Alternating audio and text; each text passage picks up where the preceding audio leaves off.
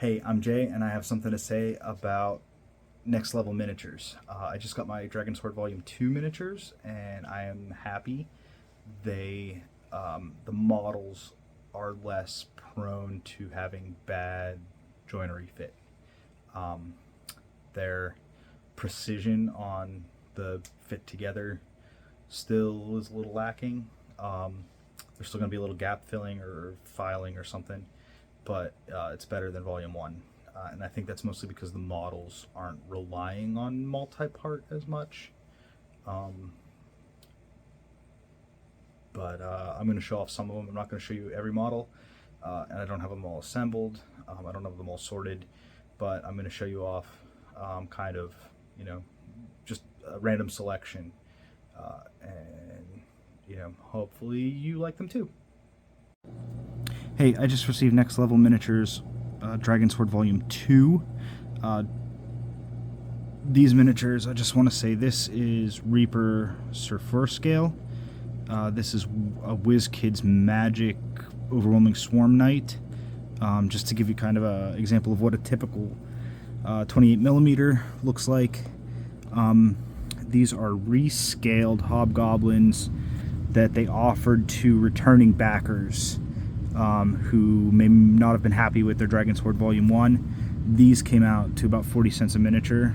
You basically got them half priced if you did an early bird pledge manager or an early pledge manager and were a returning Volume 1 backer. Then you were able to buy these at severely reduced prices. So as an example, you can see the difference. These have a little base here built in, and this so you could glue it on top of one of these bases too. Is the intention. They did provide all the bases for all the minis, but this is the same model in like a 25mm, 28mm true scale, where this is like a typical 28mm, 28 to 32mm that you would see. So this is the same model. You can see the difference in size there, much more in line with these. And these aren't the same model, but these are both supposed to both be elves. So there's an elf archer next to an elf sword something. So you can see, that's pretty shrimpy there next to Sir 4 scale, where this guy's a lot better. I'm not going to show you every miniature that came in this Kickstarter, but I'll go through kind of like the new one-off models, and so you can kind of see their quality and whatnot. As far as details, again, so we can compare Volume 1 to Volume 2. They're pretty much the same. Might be able to get a little more facial feature on the bigger one, but they're pretty high detailed in the Sciocast.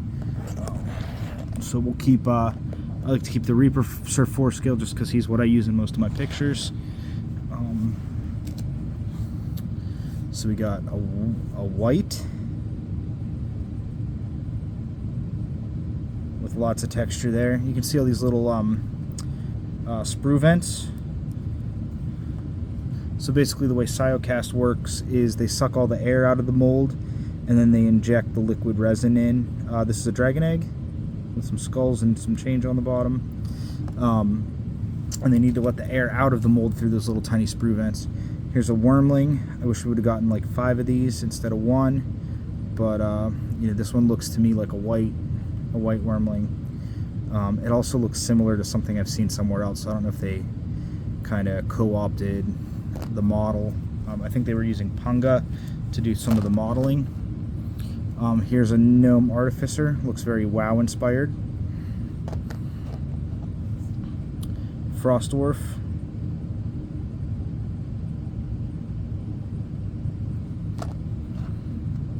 Catfolk mage, not to be confused with the Rakasha, which would have backwards hands.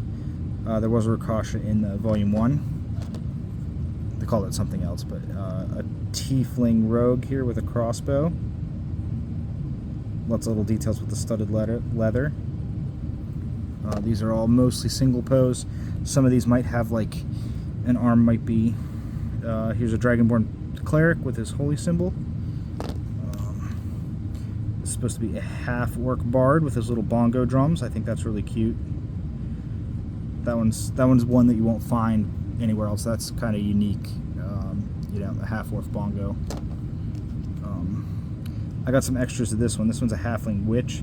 For some reason, I've been getting a lot of witches from Reaper lately, so I'm just gonna collect witches from now on. So there's a halfling witch. Here is a flesh golem. This is a gibbering something or another. So I don't know if you can see, right there is his main face.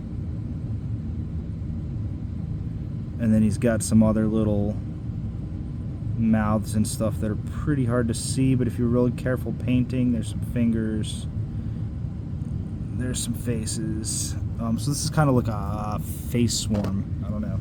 Not quite a gibbering mouther. This they call the Bone Collector, but he's kind of like a zombie. And he's got some character. You know, these are pretty generic. Maybe not the races, but these are pretty generic. They're not like super character where you're not going to fit them in a lot of places.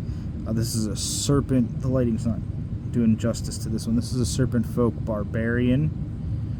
So he's like a Conan with a snake head. There we go. There's a snake head.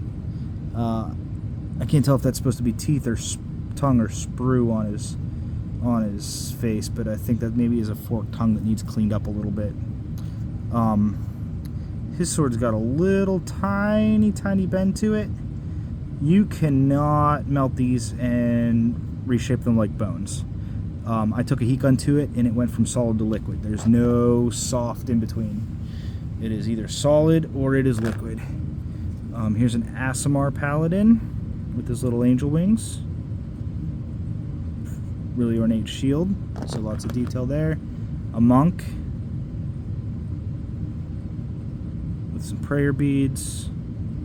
A lot of little texture there at the end of the cloth. It's pretty good. They call this a dark stalker. I think it would go good as a Pathfinder Kaligi. I don't know if I'm pronouncing that right. Here's a little dwarf barbarian, female. So those would, a few years ago, these would have been hard to find, but they're getting more popular. And then there's some of the bigger ones.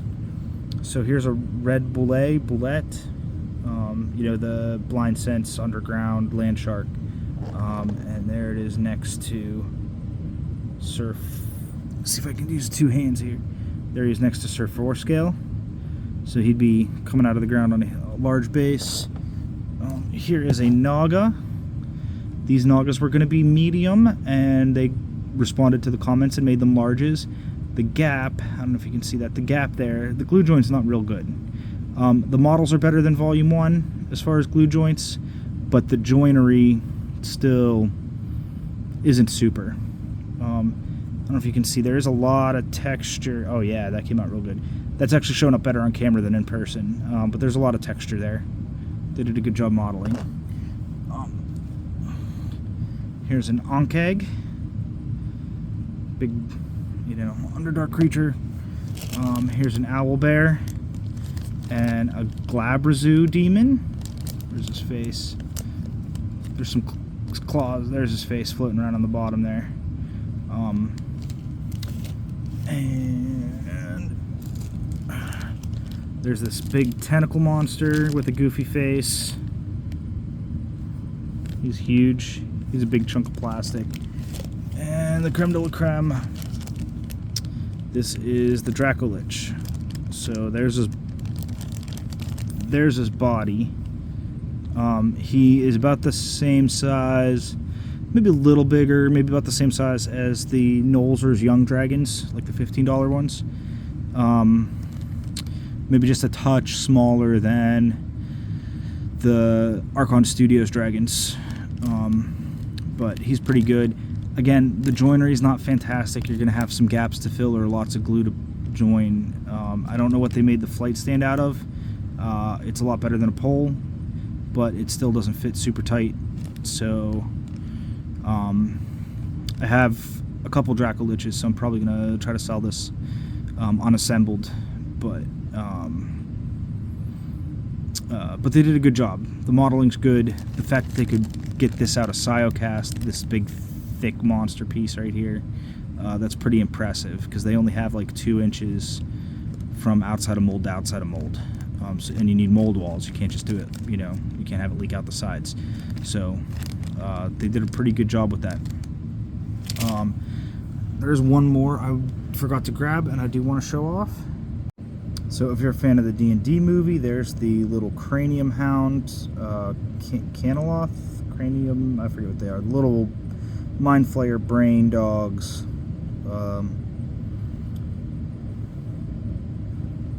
Right there. This is a goblin drider. I think their goblins are really good. I like their size, I like their character. There were 2 goblins in the last 2 or 3 goblins in the last Kickstarter. I think there were only 2 in this one, including the Drider. So, but I like that a lot. We got 3 of these, and this is what they're calling a Decapus.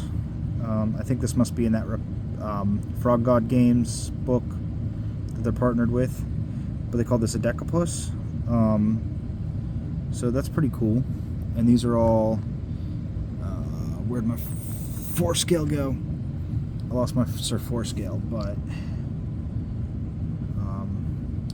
these are all kind of smaller,